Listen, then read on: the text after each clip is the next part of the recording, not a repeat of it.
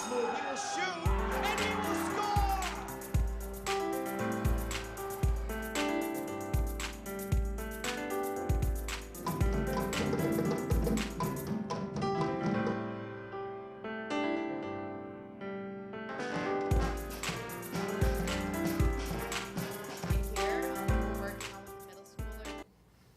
Welcome to Our Schools, Our City.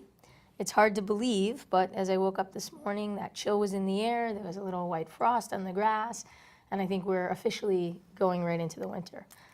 Yep, it's officially here. It's been fast, but it's been a wonderful first term. We actually just finished our first quarter, and today it seems like it's too soon, but yet it really isn't, to start talking about our pre-K and our kindergarten registration process. So, we've put a lot of work into making sure we can streamline the process for families, making it as simple as possible, but also to make sure that you as parents have the right information going into the process. So today we actually have brought a bunch of special guests with us. That's right, we have. And part of our job is to really make the process as manageable and as stress-free as possible. Absolutely. For our kids and for parents and guardians. So we've got some great experts here to help us with that. First, we have Jessica Ferris, who is a pre-K teacher at the Healy School in one of our partnership classrooms with Head Start. Thank you for joining us again. Thank you. We also have Regina Bertoldo, who is the director of the Parent Information Center. She's been on the show numerous times. We appreciate you being back here. Thank you for having me, yeah. Someone new to our show is Stephen DeBenedictis, who is a kindergarten teacher at the Argenziano School. Thanks for joining us. Happy to be here. And finally, we have Dr. Lisa Q, who is our early education director and an expert in the field of early education. We're happy to have you here again, Lisa. Thanks so much. Thanks. So in this hour, we are really going to try to give our audience as much information as possible. But I think to start off, just who you are and how do you come to this work. Some of you are repeat guests and some of you are new, so it'd be good to get the audience a little familiarity with each of you. Lisa, you want to start? Sure. So as Susanna said, I'm the Director of Early Education. This is my 4th year in Somerville. I'm so excited. And I was a longtime preschool teacher. I taught preschool, kindergarten, and 1st grade is the highest grade that I have taught, aside from grown-ups who want to learn how to be teachers. So I also have another career as a teacher educator. But I really came to this work because I love kids, but I really love how they think, and that's sort of what makes me tick and want to work with teachers to have them have that same passion for working with young children. And Somerville's just been a great place to do that and work with grown-ups and kids alike. Sure. So Jess Ferris, and this is also my 4th year in Somerville as a preschool teacher. And total, I've been an early childhood educator for about 8 years in pre-K classrooms, in toddler classrooms, and similar to Lisa, it's this love for guiding children to learning opportunities and then learning along with them as they, lead me to new learning for myself. So that's been really wonderful. And Somerville is a budding early childhood education kind of just hub, and I'm so happy to be part of that and connecting with other teachers. And you've been part of a very special partnership collaborative classroom with Head Start for all 4 years that you've been here, right? That's correct, So yeah. it'll be interesting to also hear a little bit of the perspective of that particular work as Absolutely. we get into the show. Yes. Thank you. And I've been here forever, almost, I feel like. More than 4 years, right? 1 year. 18 years, but it sounds like much longer than that. I do this work with passion. It's a lot of community engagement along with registering and welcoming families to Somerville. It's a rewarding kind of work that we all do, but it really feels it, especially when you are in Somerville, a city that is so supportive of our family, our children. Everyone who comes through the door are welcomed and feel welcomed, and we are here for them. That's our job. It's for our families, our children. So it's I am on my element when I am That's at right. work. Yeah. And your office is really the first point of contact for most families, so you get to connect with families early on and kind of give them a sense of what the district is like. That's correct, and we embrace everybody. That's great. Embrace everything. That's right. I've always done a lot of different things, and growing up, I always thought that I would be an artist or a musician. And I actually studied both art and music for quite a long time. And in living and working in Japan with a potter, I realized that That's great. doing art by myself felt very empty, and that when I was around kids or when I was teaching using that, then it came alive for me. And so I came back, and actually teaching is in my family, so my brother helped me get a para job in his district, and here I am in my third year in Somerville teaching kindergarten. That's wonderful.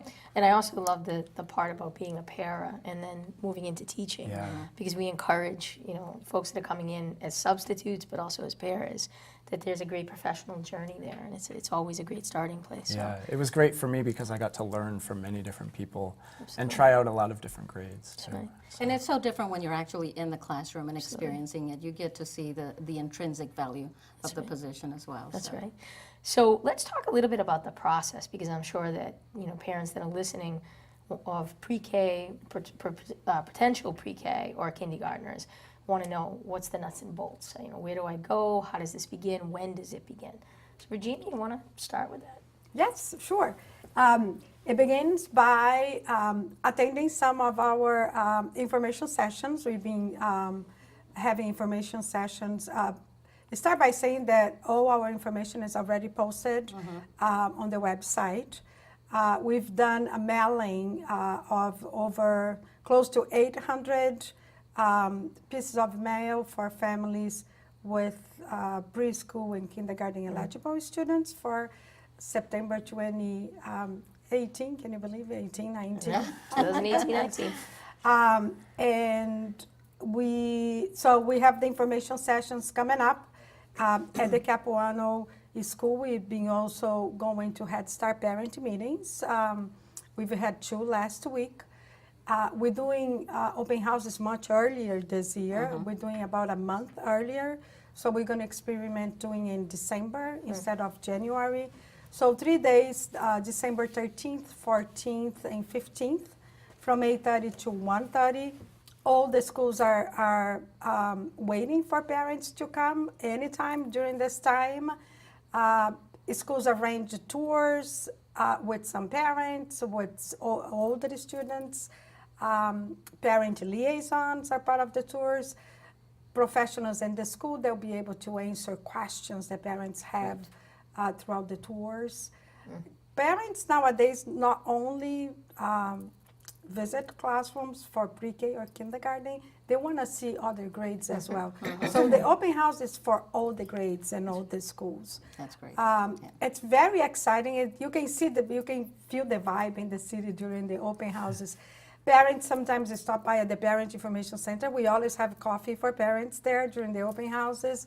Sometimes they meet at the Parent Information Center and they buddy up and they go together to visit the schools. And some families cannot make during the open houses due to work or to do other commitments.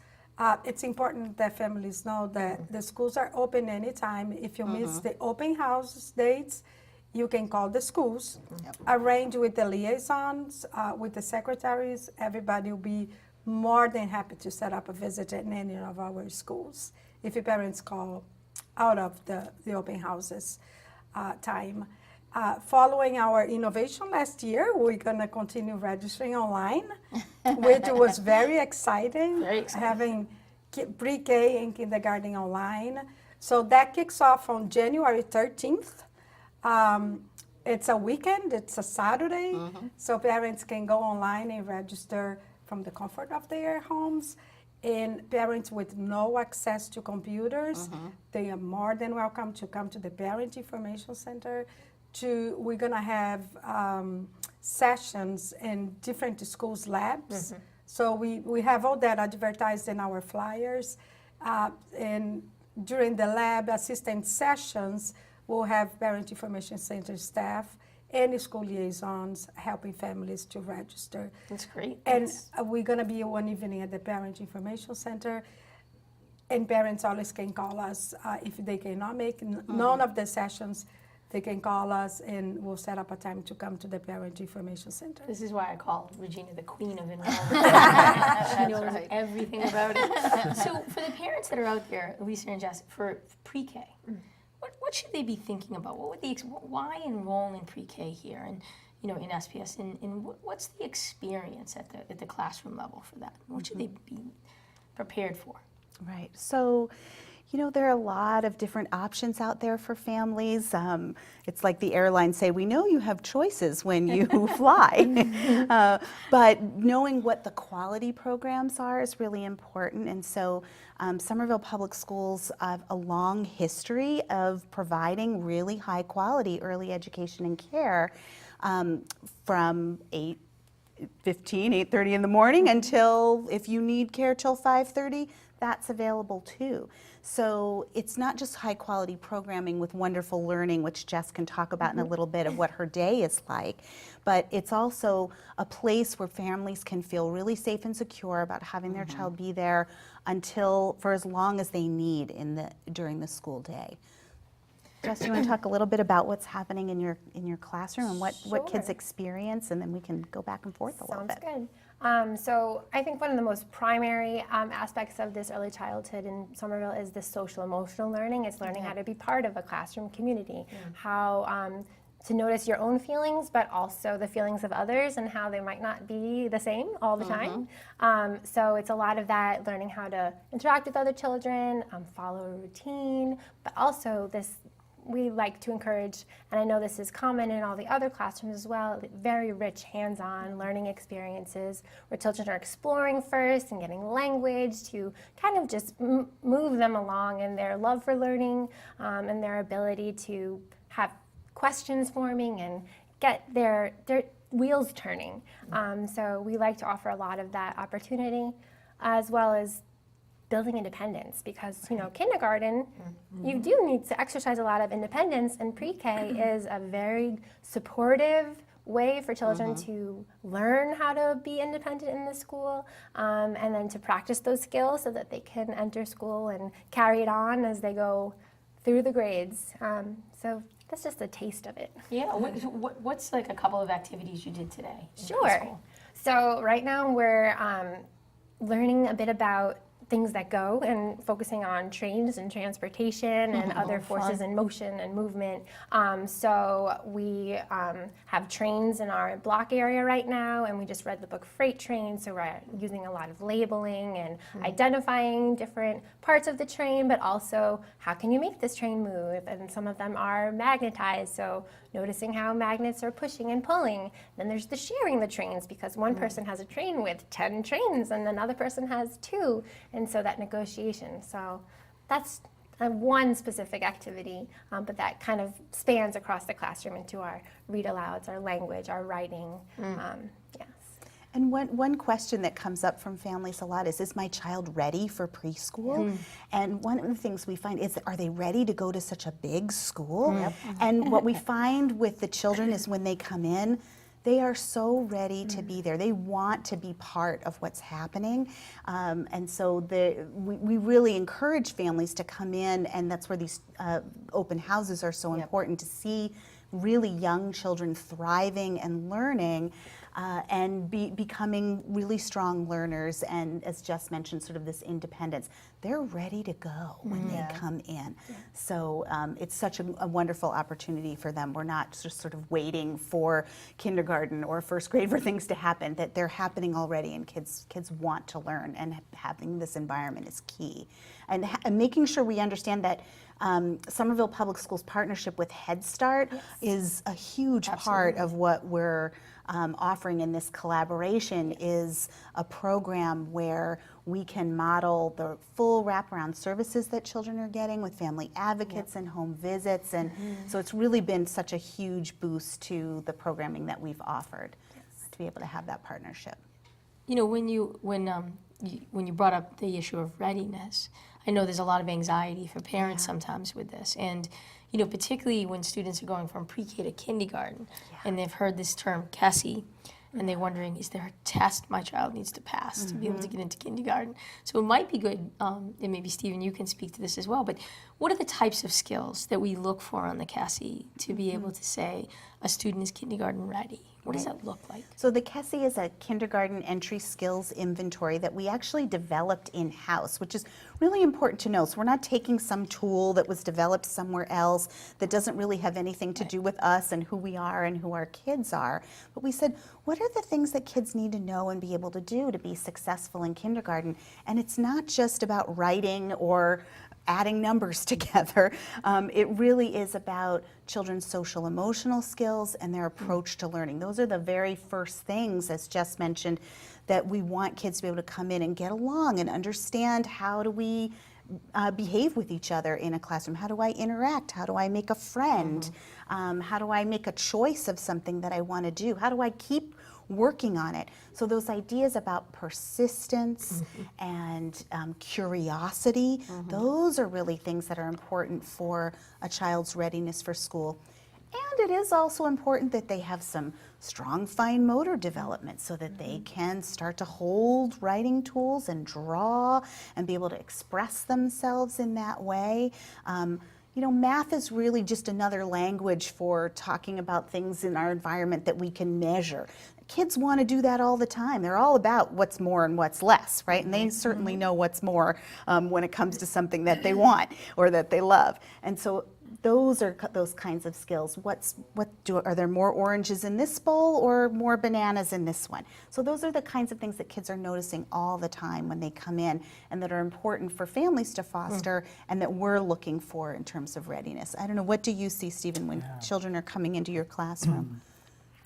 Well, just to pick up on that, I think that there is a lot that we see that isn't really tested for or something like that. I mean, as a teacher, really I count on what I see observationally and what my para sees just walking around the classroom. And, you know, a lot of those skills, those math concepts or the ability to share or follow directions or something like that, those are things that you see just in day-to-day interactions in the classroom. So a lot of it, when I'm filling out the Cassie, I realize that a lot of it isn't something that I just need to sit there and like test a kid on, you know?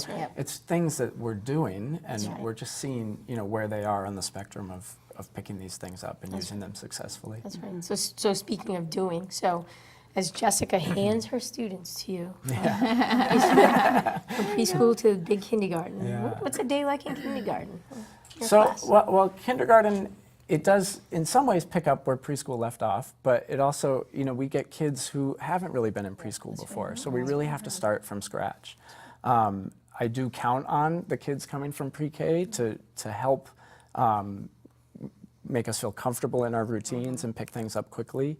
I like to empower kids to help each other, and so once a routine is in place, the kids are really helping each other know what to do and know where to go to get things and stuff like that.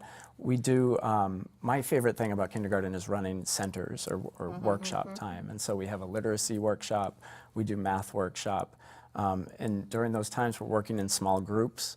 And the kids do a lot of independent work, and that allows myself to work on more targeted small group instruction.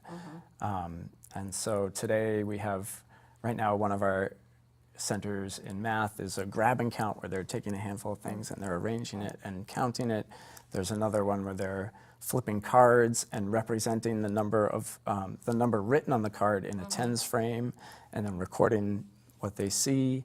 We're working on counting books and things like that. In literacy, it's we're still, you know, we're doing our letters, but we're also now starting to tap out simple CVC words, and it's exciting. You know, there's a buzz in kindergarten about learning to read, and of course some of the kids come in and they can read. You know, I have kids who can read stories in front of the class even, and then I have kids who don't know all their letters yet, but that's okay, and we try to recognize each other's strengths and know that we're all moving forward together. So considering that there's such a wide range of abilities when students first come in, what are some of the things that families, parents can do at home to help their child be ready for either for pre-K or for kindergarten?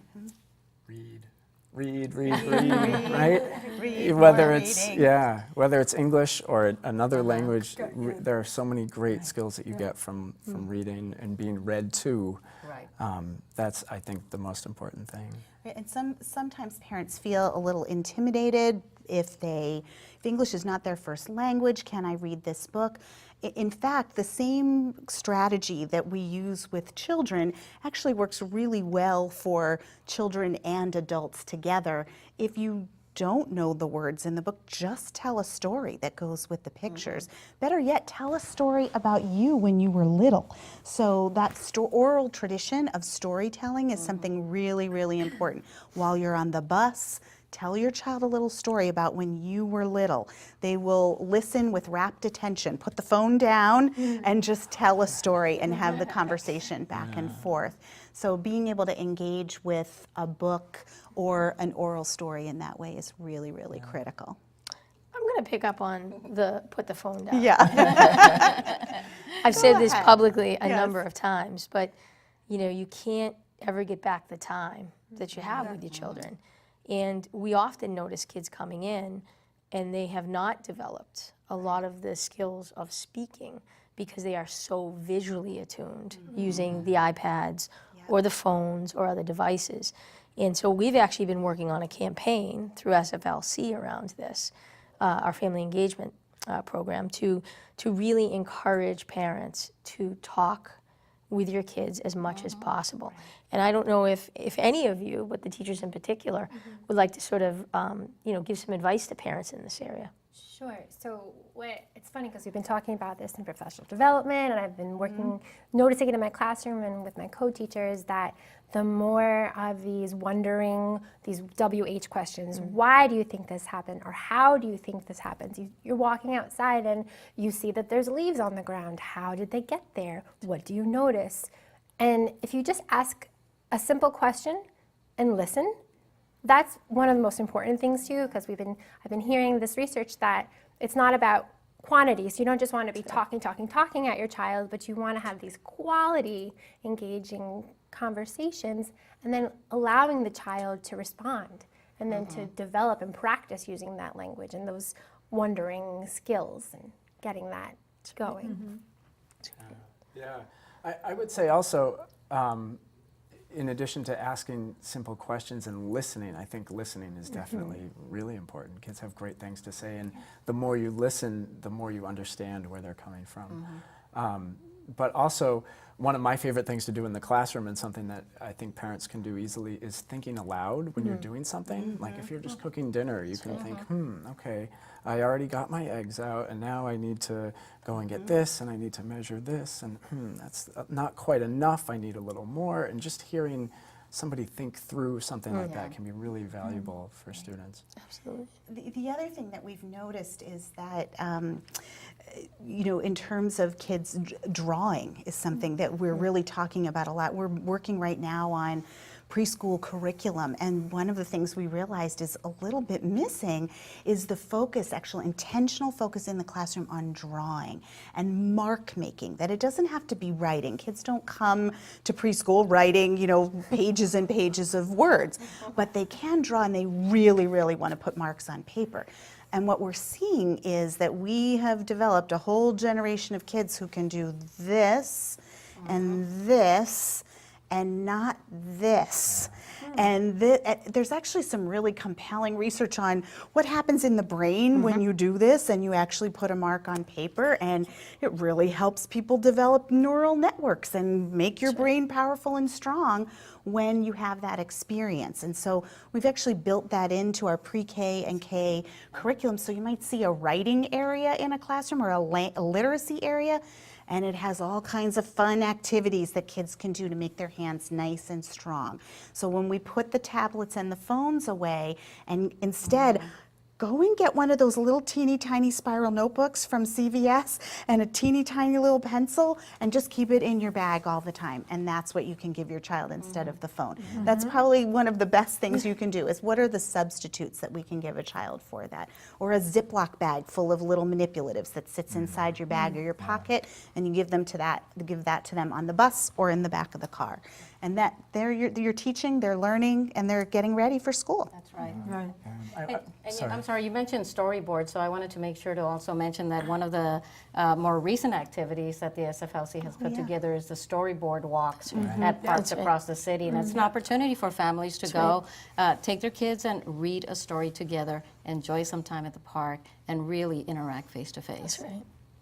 And we ask, so parents, when we encourage parents to go to the open houses because we need parents to select 5 choices of schools for assignment into kindergarten. But we ask parents when they go to the open houses to really visualize everything that's happening in the classroom, to look in the hallways and look in the classroom, how much visual is there? Do you see your kid in the classroom? Because each school have their own culture. So we really encourage parents in order for you to make your make a decision on your 5 choices, see what's going on in the school, in the classroom, take a look on the activities. It's really powerful and helps you. You know, some parents come and say, my 5 choices are so great, any of the 5 choices that I get in. They're all great. Exactly. It's fantastic. So the magical of the open houses, so you can see what's going on in each school. That's right. So at the end of the year, after you've had our preschoolers and our kindergartners, what do you hope that the student has taken away? What's a couple of the main things that you feel really good about at the end of the year for that student's learning? For me, I think it's that the child sees themselves as someone who's actively learning and like asking those questions and curious about things. But one kind of evidence of it is that when they go home and they tell their parents something that they learned, and the parents come in and said, "Oh, my daughter just taught me about this, and I had no idea." Great, yeah. So that the learning is continuing, that they're taking on the role of teacher, and that they just love this school experience, and that they're excited for next year. Yeah, I really want my kids to feel like they're valued and that what they do matters. And also for parents too, that what they say or what their concerns have been heard and have been addressed to the best of our abilities. And yeah, really, I want my kids to look back on kindergarten and say that was fun, Yeah. and learning is fun, and I want to keep that up, you know. So it's a great place to start. That's why I love early childhood. You know? This is it, and we're setting the stage for the rest of it. Yeah. Absolutely. And I think that key, that learning is fun, they learn it in that foundation. And then we hopefully take that and carry that out in all the other grades for them. So whether they're in middle school or high school, they're saying the same thing. I'm a learner, and I'm going to always be a learner, and I have fun doing it.